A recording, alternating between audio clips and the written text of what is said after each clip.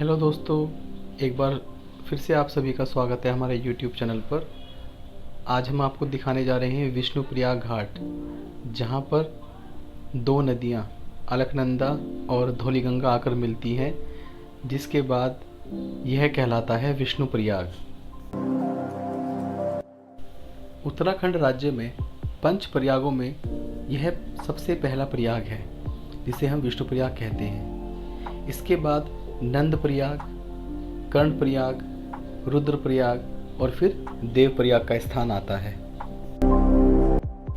प्रयाग का अर्थ होता है दो नदियों का संगम। जिस तरह विष्णुप्रयाग में दो नदी अलकनंदा और धौलीगंगा का संगम होता है, ठीक उसी तरह नंदप्रयाग में नंदाकिनी और अलकनंदा का संगम होता है। कर्णप्रयाग में अलकनंदा और पिंडर नदी का संगम होता है। रुद्रप्रयाग में अलकनंदा और मंदाकिनी नदी का संगम होता है और देवप्रयाग में अलकनंदा और भागीरथी नदी का संगम होता है। देवप्रयाग वही स्थान है जहाँ से दोनों नदियों के मिलने के पश्चात गंगा नदी का उद्गम होता है और यहीं से यह नदी गंगा कहलाती है। करीब 1 वर्ष पहले यहीं पर धौलीगंगा में बहुत ज़्यादा पानी आने के कारण बहुत भीषण बाढ़ आई थी। विष्णुप्रयाग वही जगह है जहाँ पर करीब 1 वर्ष पहले एक बहुत भयानक बाढ़ आई थी। ये अलकनंदा और धौलीगंगा का संगम है, जो विष्णुप्रयाग नाम से प्रसिद्ध है। पंच प्रयागों में से ये प्रथम प्रयाग है। इसके बाद नंदप्रयाग, कर्णप्रयाग, रुद्रप्रयाग और देवप्रयाग का स्थान है।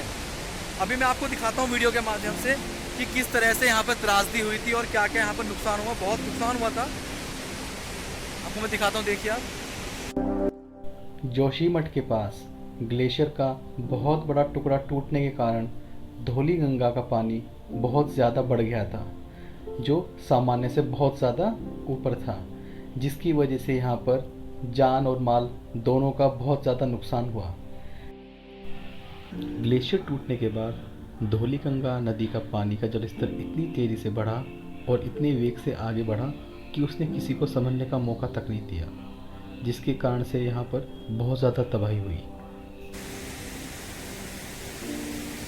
ये जो नदी आप देख रहे हैं, ये है अलकनंदा, जो भगवान बद्रीनाथ भगवान विष्णु के धाम से आ रही है।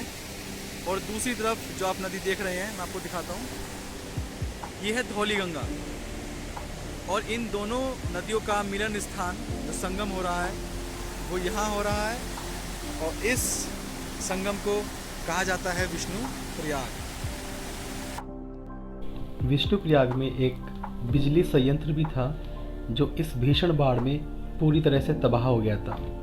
उसमें काम करने वाले कुछ मजदूर भी लापता हो गए थे या उनकी मृत्यु हो गई थी।